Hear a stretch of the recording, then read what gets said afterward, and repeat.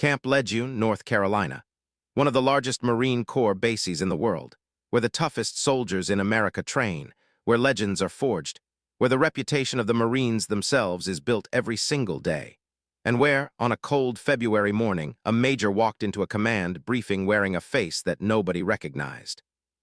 Her name was Major Cassandra Cass Williams. She was 38 years old. She'd been in the Marines for 16 years. She'd served in 5 different countries. She'd completed more combat missions than most officers would see in a lifetime.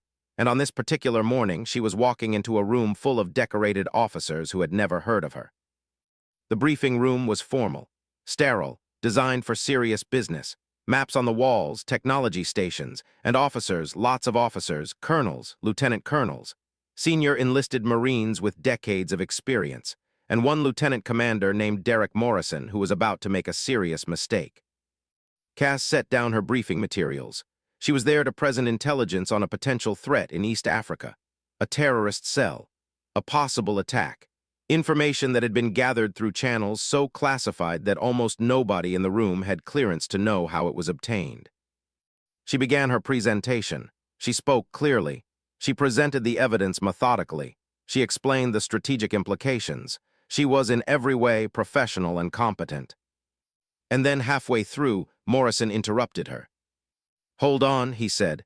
He was a tall man, confident in the way that comes from a career of people always listening to you. "What's your rank exactly?" The room went quiet. It was a simple question, but the way he asked it, with a slight smile like he'd noticed something amusing, made it clear this wasn't a genuine inquiry. "Major," Cass said simply. Morrison looked around the room as if sharing a joke with everyone. "A major, briefing senior command about East Africa operations? That's unusual." Some of the officers in the room smiled. Some looked uncomfortable. None of them spoke up. Cass felt her jaw clench, but she kept her expression neutral. "Sir, my briefing authority comes from naval intelligence. The information I'm presenting has been vetted by—" "I'm sure it has," Morrison said, cutting her off. "I'm just saying it's not every day you see a major in this position. Most briefing officers are colonels. This seems like a step down from what we'd normally expect." The implication was clear. He was suggesting that Cass wasn't important enough, that her rank didn't match her role, that she didn't belong in this room with people like him. Cass wanted to respond. She wanted to tell Morrison that her rank and her knowledge were 2 separate things. She wanted to tell him that dismissing her based on her insignia was beneath him. But she'd learned long ago that responding to these moments only made things worse. It confirmed what people already believed about women in the military, that they were emotional, defensive, unable to handle pressure. So she continued her briefing. But Morrison's interruption had changed the room. Officers who had been listening carefully now seemed distracted. The weight of her presentation seemed to have lightened, and by the time Cass finished, she could feel that the moment had been lost. After the briefing, one of the senior colonels, a woman named Colonel Sarah Jenkins, pulled Cass aside. "Don't let Morrison get to you," Jenkins said. "He's a political climber. He questions people's authority to make himself feel important." "I'm used to it," Cass said. "That doesn't make it right," Jenkins said. She looked at Cass carefully. "You know there's something familiar about you. Have we met before?" "I don't think so," Cass said. "Maybe," Jenkins said. "There's something about your bearing, something I recognize. Anyway, if you need anything, let me know.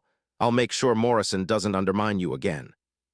That evening, Cass sat in her small office on base. She pulled up her security clearance file. Everything was classified. Everything was restricted. Even her own personnel file had sections that she wasn't supposed to be able to see, but that she could see because of her access level. She thought about her real work, the work she couldn't talk about, the work that had taken her to places that didn't officially exist, the work that had earned her a reputation in circles that most soldiers would never know about. She thought about the nickname, the one that whispered through military intelligence channels, the one that enemies feared, the one that had become a legend in places where she would never be able to claim it publicly. Night Reaper. That's what they called her in the classified operations community. That's what intelligence operatives knew her as. That's what the special operations teams called her when they requested her for sensitive missions. But that name couldn't be public. That name couldn't be known. The work that had earned that reputation was so classified that she couldn't even tell her own family what she did. And now, a lieutenant commander named Derek Morrison had questioned her competence because she was a major, not a colonel. Cass didn't sleep that night. The next day, Cass was called into a meeting with Colonel Jenkins. But Jenkins wasn't alone.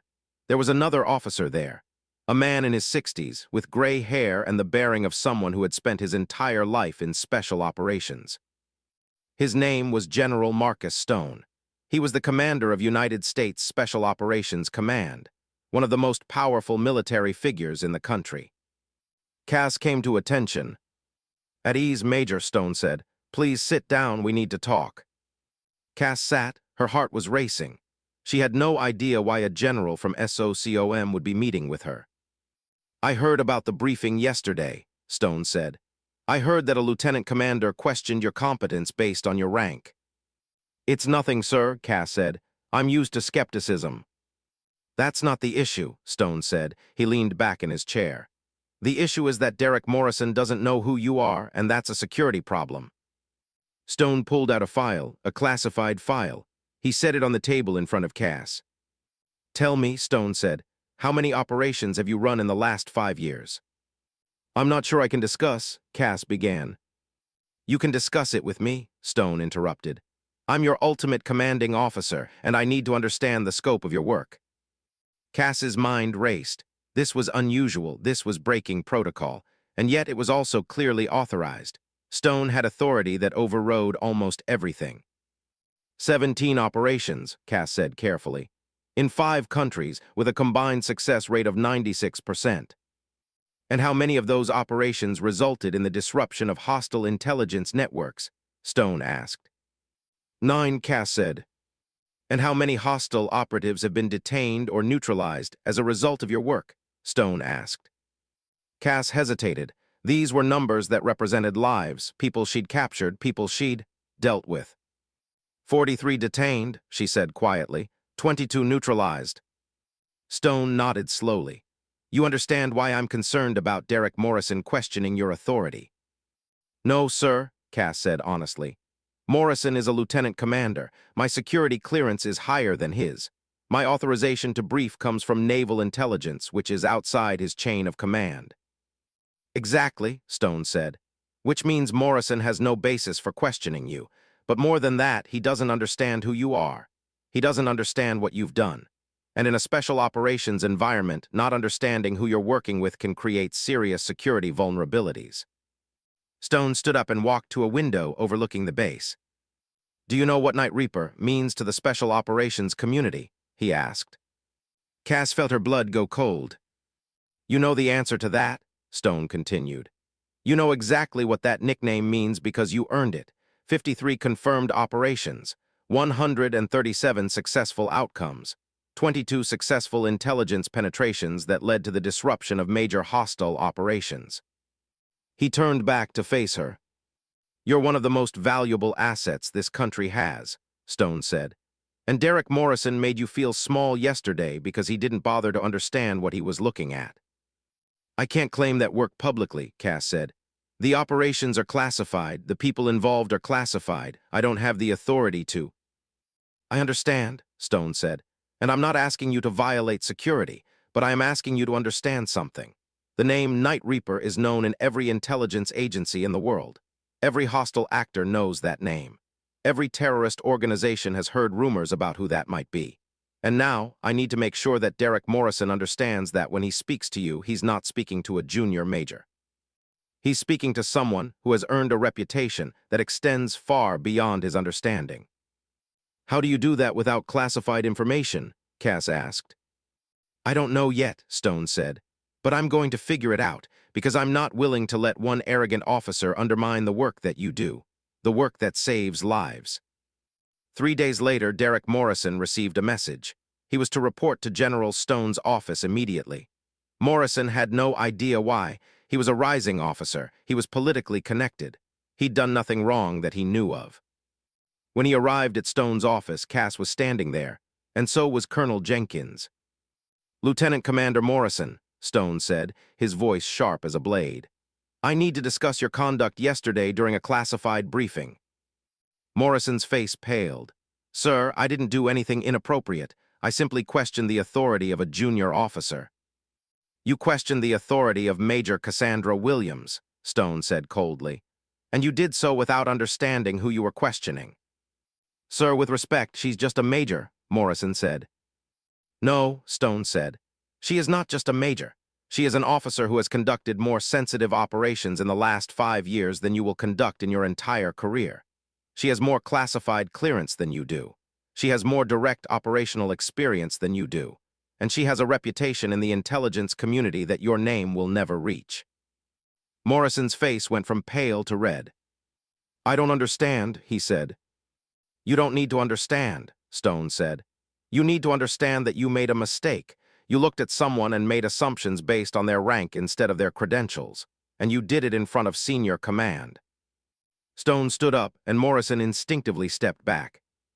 "From this moment forward," Stone continued, "you will treat Major Williams with the respect her rank requires, and you will understand that her actual authority extends far beyond her insignia. Is that clear?" "Yes, sir," Morrison said, but his voice was shaking. After Morrison left, Stone turned to Cass. "I know I can't tell him everything," Stone said. "I can't tell him about Night Reaper. I can't tell him about your operations, but I can make sure he understands that dismissing you was a mistake." "Thank you, sir," Cass said. Over the next few weeks, something remarkable happened. Derek Morrison's attitude toward Cass changed completely. He became deferential. He asked for her input on decisions. He treated her with a level of respect that was almost uncomfortable. But Cass understood what had happened. Morrison didn't respect her because of who she actually was. He respected her because General Stone had intimidated him. He respected her because he was afraid of the consequences if he didn't. It wasn't real respect, it was fear. And that bothered Cass more than the original mockery had. She requested a meeting with Colonel Jenkins. "I need to make a decision," Cass told her. "I need to decide whether I can keep doing this, whether I can keep living a life where I have to hide who I am, where I have to watch people be afraid of me because a general told them to be, where I can never actually be acknowledged for the work I do." Jenkins was quiet for a long moment. "I have a story," Jenkins said finally. "Do you want to hear it?" Cass nodded. 20 years ago, I was a young captain," Jenkins said. "I was doing classified intelligence work, and I was being held back. Nobody understood what I did. Nobody knew my value. I was invisible, and I was so angry about it." "What changed?" Cass asked. "I realized something," Jenkins said.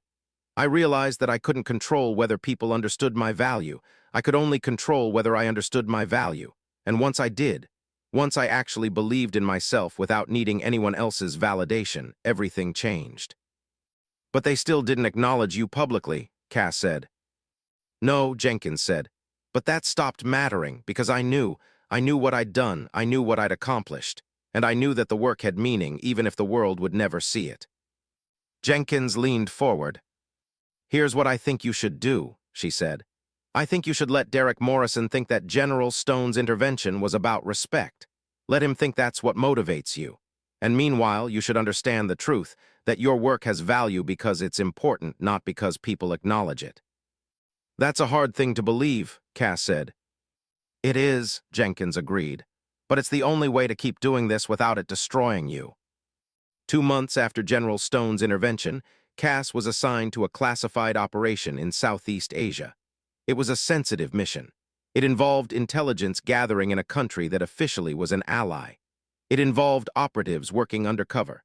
It involved risks that went far beyond the normal parameters of military operations. And it was exactly the kind of operation that the person known as Night Reaper excelled at. Cass trained a team. She briefed them on the operational parameters. She set up the intelligence networks. And then she inserted herself into the field. The operation lasted 3 weeks. During that time, Cass gathered intelligence that disrupted a hostile intelligence operation in the region. She identified operatives who were working against U.S. interests. She gathered evidence that led to multiple arrests and the dismantling of an entire spy network. And she did it all while maintaining her cover, while living a lie, while being someone that the world would never know. When she returned from the operation, she filed her report. She documented what had happened. She provided the intelligence she'd gathered. And then she went back to being Major Cassandra Williams, the major who briefed command on strategic issues. But something had changed. The officers at Camp Lejeune had begun to understand something. They'd begun to understand that when Cass was gone, the base was different. That when she was in the field, important operations were happening. That her presence, even if they didn't fully understand it, was significant. Derek Morrison was one of the officers who understood this. He'd been briefed on the operation after it concluded. He'd been given details about the intelligence that had been gathered. And he'd realized, finally, that the person he'd questioned in the briefing room months earlier was doing work that mattered. When Cass returned to base, Morrison approached her privately. "I want to apologize," he said. His voice was sincere but careful. "For what?" Cass asked. "For the briefing," Morrison said. "For questioning your authority, for not understanding who you were." "And who do you think I am?" Cass asked. Morrison hesitated. "I don't know exactly, but I know you're doing something important, something that matters more than I realized." "Do you know the name Night Reaper?" Cass asked. Morrison's face went white. He looked around to make sure nobody was listening. "I've heard rumors," he said quietly. "Good," Cass said. "That name doesn't belong to me, not publicly, not officially, not in any way that can be acknowledged, but that name represents the kind of work that happens in spaces you'll never see. Work that saves lives, work that matters." "Is that you?" Morrison asked. "I can't answer that," Cass said. "And you know I can't, but I want you to understand something. It doesn't matter whether you believe in me. It doesn't matter whether you understand my rank or my authority. What matters is that the work gets done, that the intelligence gets gathered, that the lives get saved." "I understand," Morrison said. And this time, Cass believed him. This time, Morrison's understanding came from comprehension, not from fear. 5 years after Derek Morrison had questioned her rank in the briefing room, Cassandra Williams was promoted to colonel. The promotion came quietly. There was no ceremony. There was no public announcement, just a transfer order and a new title. But within the special operations community, the promotion meant something. It meant that the person known as Night Reaper had finally been given official recognition at a level that matched her actual authority. Cass's new assignment was different. She was brought into the Defense Intelligence Agency itself. She was given authority over multiple classified operations. She was put in charge of identifying and developing the next generation of intelligence professionals. And she took that responsibility seriously. One of the first officers she recruited was a young captain named Michelle Torres. Michelle was sharp. She was capable. She was exactly the kind of officer that Cass saw potential in. But Michelle was being held back. She was in a junior position. Her supervisor didn't recognize her talent. She was invisible. Cass brought Michelle into classified operations. She mentored her. She showed her what it meant to do work that mattered, even when the world would never know about it. "Why are you helping me?" Michelle asked one day. "Because someone didn't help me when I needed it," Cass said. "And I spent years being invisible, years of people questioning my authority, years of not understanding my own value because the world didn't acknowledge it." "But you're famous now," Michelle said. "Within the intelligence community, everyone knows your name." "They know a name," Cass said. "Night Reaper, but they don't know me. They don't know Cassandra Williams. They don't know the woman behind the operations. And I've accepted that. Because I've realized that the real validation doesn't come from being known. It comes from knowing yourself that what you're doing matters." Cass trained Michelle for 2 years, and then she recommended her for promotion. And then she recommended her for leadership positions. And slowly, Michelle went from being invisible to being recognized. But more importantly, Michelle learned what Cass had learned. She learned that value doesn't depend on recognition. She learned that excellence in classified work is still excellence, even if nobody ever knows about it. 10 years after Derek Morrison had questioned her rank, Cassandra Williams became a brigadier general. She was one of the highest-ranking women in intelligence operations. She had authority over multiple classified programs. She was one of the most powerful women in the military. And yet her name was still relatively unknown to the public. Her work was still classified. Her most significant accomplishments would never be acknowledged publicly. But she'd made peace with that. She'd built an entire system for identifying and developing overlooked talent. She'd created mentorship programs. She'd changed the culture of intelligence operations to be more inclusive and more focused on finding excellence wherever it existed. And she'd made sure that the next generation of women in classified operations wouldn't have to wait for a general to intimidate someone into respecting them. They would be respected because the system had changed, because people had learned to look past their assumptions, because excellence was finally being recognized as more important than rank. On the day Cassandra Williams made general, she received a letter from Derek Morrison. He was retired now, living quietly in civilian life, but he'd heard about her promotion. "I want to tell you something," he wrote. "The worst moment of my career was when I questioned your authority in that briefing room. I didn't understand at the time what I'd done.